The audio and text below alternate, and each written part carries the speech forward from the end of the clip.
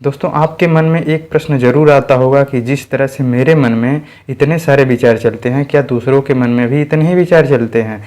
आप ये भी जानने के इच्छुक होंगे कि एक इंसान के मन में एक दिन में औसतन कितने विचार आते हैं। ये ऐसे प्रश्न हैं आप सभी के साथ शेयर नहीं कर सकते हो। तो इस वीडियो को देखने के बाद आप जान पाएंगे कि एक इंसान के मन में एक दिन में औसतन कितने विचार आते हैं और यह क्या सामान्य घटना है। मन में इतने सारे विचार क्यों आते हैं, कब यह असामान्य बन सकती है, क्यों ज़रूरी है ये जानना कि इतने सारे विचार क्यों आते हैं, कैसे इन विचारों से शांति, नियंत्रण और ऊर्जा पाई जाए। जी हाँ दोस्त, ऊर्जा भी पाई जा सकती है। आप सोच रहे होंगे कि ये तो ऊर्जा खींच लेता है, लेकिन दोस्त इससे ऊर्जा भी पाई जा सकती है। तो ये वीडियो को देखने के बाद इन सारे प्रश्नों का उत्तर आपको मिल जाएगा। हम पहले प्रश्न से स्टार्ट करते हैं कि एक इंसान के मन में एक दिन में औसतन कितने विचार आते हैं। वैज्ञानिक और मनोवैज्ञानिक शोधों के अनुसार एक सामान्य इंसान के मन में प्रतिदिन औसतन 60,000 से 80,000 विचार आते हैं। जी हाँ दोस्त, 60,000 से 80,000 विचार आते हैं, यानी लगभग 1 मिनट में 40 से 55 विचार, यानी हर 1 से 1.5 सेकंड में एक नया विचार। अब इतने सारे विचार आते हैं तो क्या यह एक सामान्य घटना है? तो इसका उत्तर है हाँ। मन में प्रतिदिन हजारों विचार आना एक पूरी तरह से सामान्य और स्वाभाविक घटना है। यह हर इंसान के साथ होता है, सबके साथ होता है। यह हमारी सब मस्तिष्क की स्वाभाविक कार्यप्रणाली, नेचुरल फंक्शनिंग का हिस्सा है। यह एक नॉन स्टॉप प्रक्रिया है। जैसे हृदय धड़कता है वैसे ही मन विचार करता है। अब आपके मन में प्रश्न आता होगा कि मन में इतना सारा विचार क्यों आता है? तो इसका उत्तर है मन की प्रकृति, नेचर ऑफ माइंड। मानव मन की मूल प्रकृति है चिंतन करना, थिंकिंग, कल्पना करना, इमेजिनिंग, तुलना करना, कंपेयरिंग और निर्णय लेना, डिसाइडिंग। इसी कारण से मनुष्य सारे जानवरों में से सबसे श्रेष्ठ जानवर है। आप कहेंगे जानवर है? जी हाँ, इसी सब कारण से, चिंतन के, कल्पना के कारण, तुलना के कारण, निर्णय के कारण मानव जो है सभी जानवरों में से सबसे श्रेष्ठ जानवर है। इसीलिए इसे मानव कहते हैं। मनुष्य का माइंड ही उसे मानव बना देता है और ये जानवर ऐसा नहीं कर सकते हैं, सिर्फ मानव ऐसा कर सकता है। मानव मस्तिष्क सक्रिय होता है। जागते समय मस्तिष्क लगातार सोचता है। वर्तमान, भविष्य, अतीत, कल्पना, डर, योजना और बातचीत, यादें, इन सारी चीज़ों में मन सक्रिय रहता है। इतना विचार और क्यों आता है? सुरक्षा और अस्तित्व के लिए भी जरूरी होता है। मस्तिष्क संभावित खतरों, समस्याओं और फैसलों में लगातार सोचकर हमें सुरक्षित और तैयार करने की कोशिश करता है। और मन में इतना विचार क्यों आता है? इसका एक कारण ये भी है कि सोचने की आदत बचपन से ही बनती है और यह स्वचालित, ऑटोमेटिक हो जाती है। यही कारण है कि कई बार हम बिना इच्छा के सोचते रहते हैं। मन में विचार आया, उससे रिलेटेड दूसरा आया, तीसरा आया, आता रहता है। तो ये हमारी बचपन से ही ये प्रोसेस स्टार्ट हो जाता है। लेकिन कब यह असामान्य या परेशान करने वाली स्थिति बन सकती है? जब विचार अत्यधिक चिंता, डर, नकारात्मकता से भरे हों तब ये असामान्य घटना हो जाती है। जब विचारों के कारण नींद, ध्यान, पढ़ाई या काम में बाधा आने लगता है तब ये असामान्य घटना बन जाती है। जब कोई विचार बार बार परेशान करे और आप उससे बाहर ना निकल पाएँ तब ये असामान्य स्थिति बन जाती है। हार्वर्ड यूनिवर्सिटी और नेशनल साइंस फाउंडेशन के अनुमानों में यह आंकड़ा देखा गया है कि इन विचारों में अधिकांश अवचेतन होते हैं। जितने सारे विचार आते हैं 60 से 80,000, उसमें जो है अधिकांश जो है अवचेतन, सबकॉन्शियस होते हैं, जिस पे हमारा कोई नियंत्रण नहीं होता है। करीब 80 से 90% जो विचार होते हैं वो दोहराए गए होते हैं। जितने विचार होते हैं उसमें से 80-90% जो है वो दोहराए गए होते हैं, रिपीटेटिव विचार होते हैं।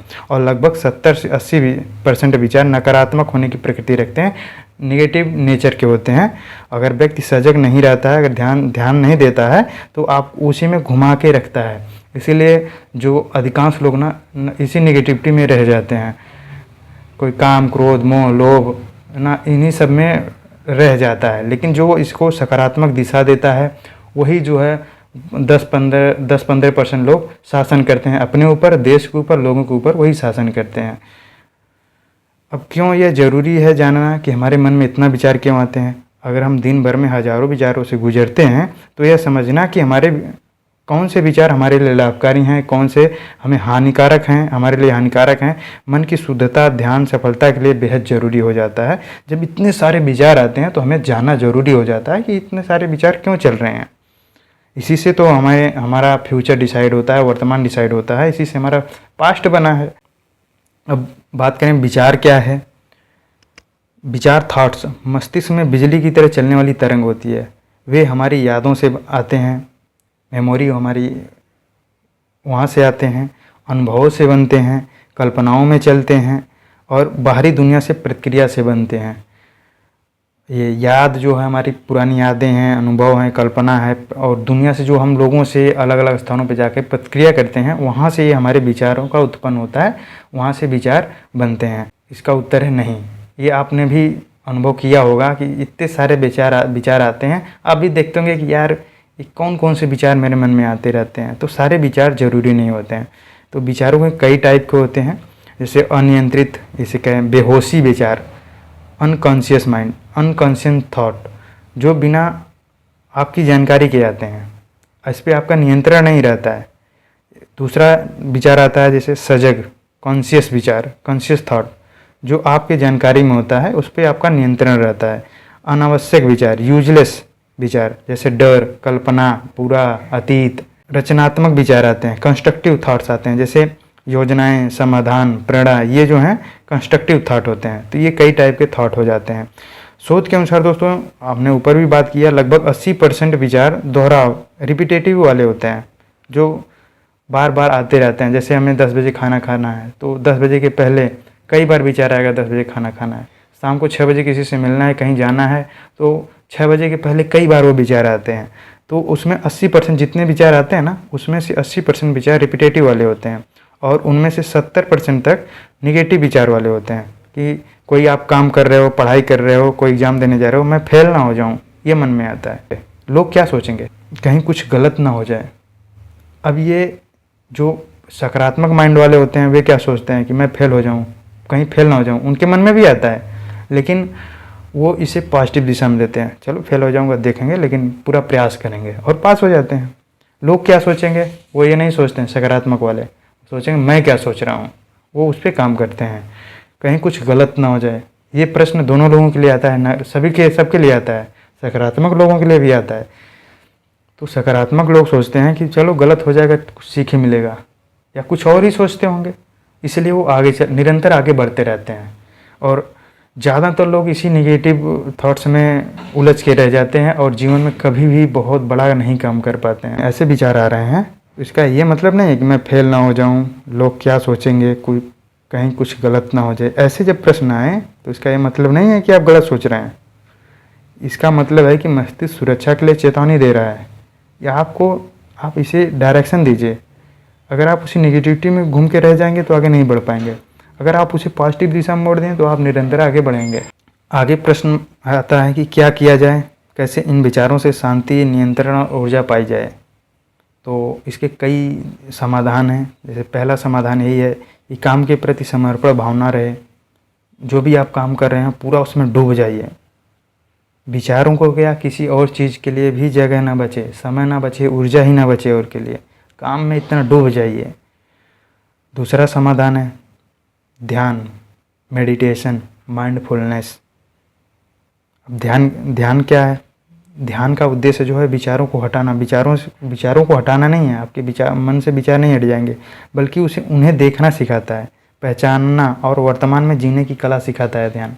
अब माइंडफुलनेस, आप अगर ध्यान कर रहे हैं, माइंडफुलनेस जैसी प्रैक्टिसेस कर रहे हैं, तो आप वास्तव में वर्तमान में रह के बहुत ही बेहतरीन ज़िंदगी जीना सीख लेते हैं। 100 लोगों के बीच में भी अगर आप रहेंगे तो आप सबसे खुशहाल रहेंगे। अगर इस टाइप के ज़िंदगी जी रहे हैं ना, माइंडफुलनेस, मेडिटेशन जैसी चीज़ों पे काम कर रहे हैं, अगर आप चल रहे हैं ना, एक एक कदम का आप इंजॉय लेंगे। खाना खा रहे हैं, एक एक कौर का जो ना आप इसका इंजॉय लेंगे, तो वो इंजॉय लेने लगते हैं। काम का भी इंजॉय, जहाँ रहते हैं वो उनके लिए वो इंजॉय बन जाता है, पूरी लाइफ उनके लिए इंजॉय बन जाती है।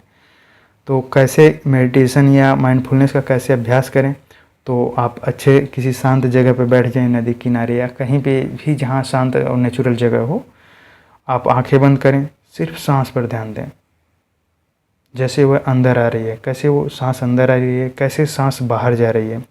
इस दौरान कोई विचार आए तो बस उसे देख लें, ना रोकें, ना कोई जोड़े उसमें कुछ, ना पीछे भागें, बिना प्रतिक्रिया के बस उसे देखें। धीरे धीरे आप विचारों से बाहर आना सीखेंगे।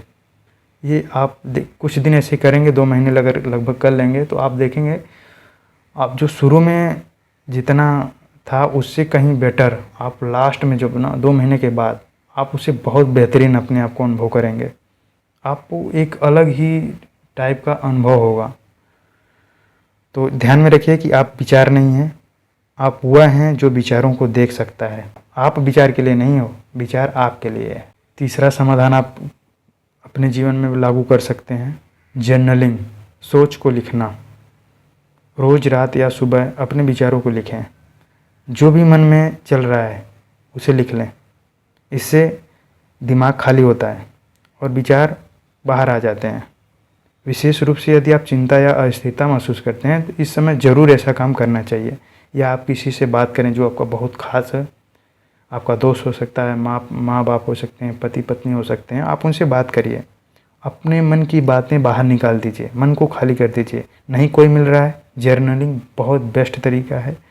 आप लोग देखे होंगे कि जो बड़े बड़े लोग होते हैं उसमें से सभी लोग तो ये सीक्रेट शेयर नहीं करते हैं, लेकिन बहुत सारे लोग उसमें डायरी रखते हैं या शाम को लिखते हैं, रात को या सुबह में ज़रूर लिख लेते हैं। तो ऐसे चीज़ें ये बड़े लोगों की ही पहचान होती है।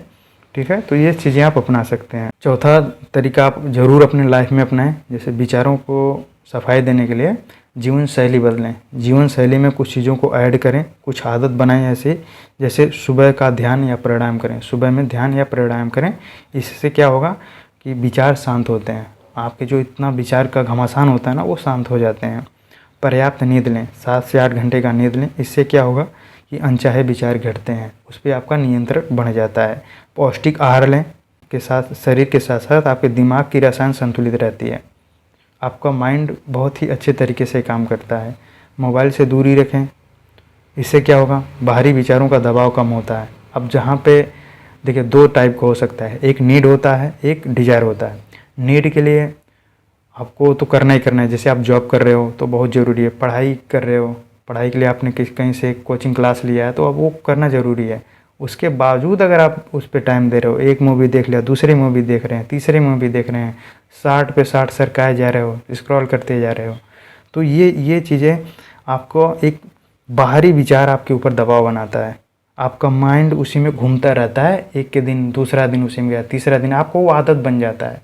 तो आप मोबाइल से दूरी बनाएंगे तो आपके विचारों, बाहरी जो विचार आते हैं उसका दबाव आपके ऊपर कम रहेगा। यह भी अभ्यास करें कि मैंने अपने विचारों का दर्शक हूँ, मैं अपने विचारों का दर्शक हूँ, मैं उनसे अलग नहीं हूँ। आप उनसे अलग नहीं हो, लेकिन आप उसे आराम से देख सकते हैं कि कौन से विचार मेरे मन में चल रहे हैं, किस दिशा में लगाना है, किस दिशा में मुझे आगे बढ़ना है। अन्य समाधान भी तलाश सकते हैं, जैसे जो आपने अपने अनुभव से सीखा है, बहुत सारी चीज़ों को आपने अपने अनुभव से सीखा है, उसे फॉलो कीजिए। जो पुराने समय में आपने डिसाइड किया है कि इससे आपको फ़ायदा हो रहा है, तो ऐसी चीज़ों को आप अपने जीवन में शामिल करें। ठीक है, अंत में निष्कर्ष के तौर पे कुछ बातें हैं, जैसे हज़ारों विचार आना ये बिल्कुल सामान्य बात है, लेकिन उनमें खो जाना, उलझ जाना या परेशान होना ये सामान्य नहीं है। सच्ची समझ यह है कि मन को चलने दें, लेकिन खुद को उसमें जोड़े नहीं, बिना प्रतिक्रिया के उसके देखें और एक सही दिशा दें। जैसे आकाश में बादल चलते हैं, आप बादल नहीं, आप आकाश हैं। आप नदी की बहती धारा नहीं, धरती बने। आप आकाश में उड़ते पक्षी नहीं, आकाश बने जो हमेशा स्थिर और शांत रहता है। उम्मीद है कि आपके मन के कई सारे प्रश्नों का उत्तर मिला होगा। आपने बहुत सारी चीज़ें नई सीखी होंगी, उसको अपने जीवन में लागू कीजिए। आप खुश रहें, शांत रहें, ऊर्जावान रहें। Thank you. जय हिंद।